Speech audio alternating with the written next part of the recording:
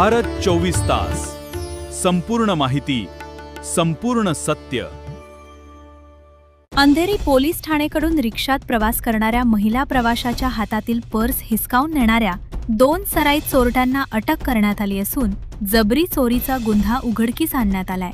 तक्रारदार सुप्रिया दत्ता दर्गे यांनी दिलेल्या तक्रारीनुसार त्या दिनांक 26 जुलै 2026 रोजी दुपारच्या सुमारास विमानतळ टर्मिनल क्रमांक 1 ते डोंबिवली येथे राहत्या घरी रिक्षानं प्रवास करत होत्या.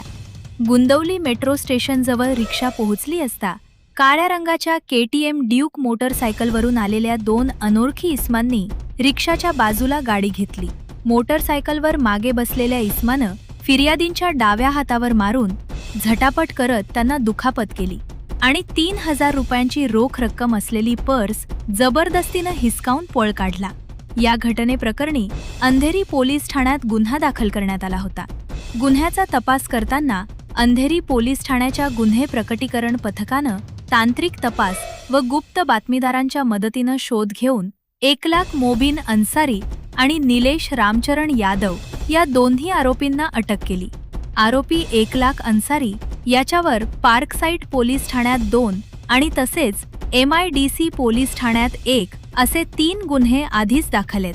सदर यशस्वी कामगिरी बृहन्मुंबई पोलीस आयुक्त देवेन भारती, पोलीस सह आयुक्त मनोज कुमार शर्मा, अपर पोलीस आयुक्त अभिनव देशमुख, पोलीस उप आयुक्त दत्ता नलावडे यांच्या मार्गदर्शनाखाली तसेच सहाय्यक पोलीस आयुक्त योगेश शिंदे यांच्या देखरेखीखाली पार पडली.